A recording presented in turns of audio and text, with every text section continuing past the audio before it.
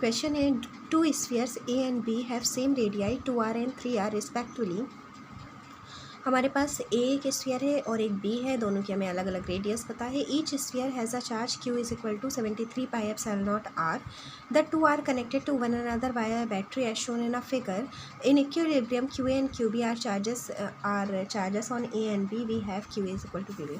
हमारे पास पहले ये दोनों अलग अलग चार्जेस थे, इन दोनों पर सेम चार्जेस थे 73 पाई एप्सिलॉन नॉट आर, उस पर भी 73 पाई एप्सिलॉन नॉट आर। अब इसके बाद हमने इसको एक बैटरी से कनेक्ट कर दिया, तो पूछा है कि जब बैटरी से कनेक्ट कर दिया तब इन पर चार्ज कितने हो गए।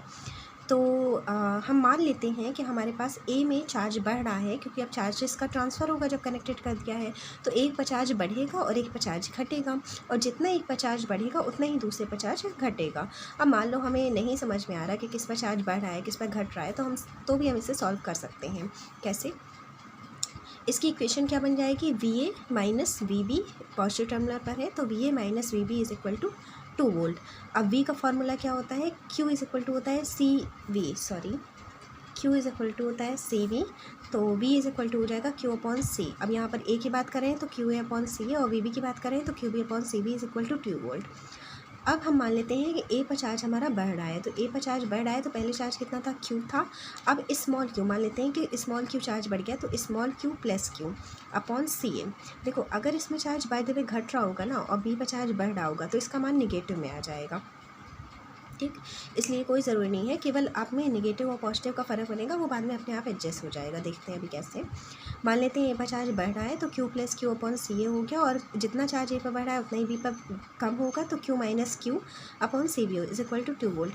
अब q plus q minus q, इनको अब सी कैपेसिटेंस कितना होगा इसका, इसकी रेडियस कितनी बताई है, आई थिंक 2r, और इसकी रेडियस बताई है 3r। तो ए के लिए कैपेसिटेंस कितना होगा, 4 पाई एप्सिलॉन नॉट आर, और आर की जगह 2r हो जाएगा। इसी तरह 4 पाई एप्सिलॉन नॉट 3r। अब जब इसको हम सॉल्व करके स्मॉल क्यू का मान निकालेंगे, कैपिटल क्यू का मान हम 73 पाई एप्सिलॉन नॉट आर रख देंगे। जब स्मॉल क्यू का मान हमने निकाला तो देखो हमें इसको सॉल्व करने पर -5 पाई एप्सिलॉन नॉट आर मिला। इससे हमें क्या समझ में आता है कि ए पर चार्ज हमारा घट रहा होगा और बी पर हमारा चार्ज बढ़ रहा होगा। यहाँ पर हमने अपोजिट ले लिया, लेकिन उससे कोई फ़र्क नहीं पड़ने वाला, क्योंकि हमें क्यू और क्यू बी का रेशियो निकालना है ना। तो क्यू ए को हमने क्या लिया है, क्यू प्लस क्यू, और क्यू बी को हमने क्या लिया है, क्यू माइनस क्यू। हमें क्यू की वैल्यू मिली है -5, क्योंकि पाई एप्सिलॉन नॉट आर ऊपर नीचे रखेंगे तो कड़े आएगा, तो हम केवल -5 ले लेते हैं। तो स्मॉल क्यू की जगह हमने रखा -5, और यहाँ पर माइनस क्यू की जगह रखा तो +5 हो गया।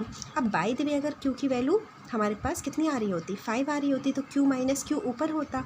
अब यहाँ पर 5 रख देते तो भी हमारे पास यही वैल्यू आती, कोई फ़र्क नहीं पड़ता उससे, ठीक है। तो यहाँ पर आप किसी पर भी चार्ज प्लस कर सकते हैं, किसी पर माइनस, वो ऑटोमेटिक बाद में एडजस्ट हो जाएगा। तो यहाँ पर हमने वैल्यूज़ रख दी, तो हमारे पास आ गया 34/39, यही हमारा आंसर है। Thank you.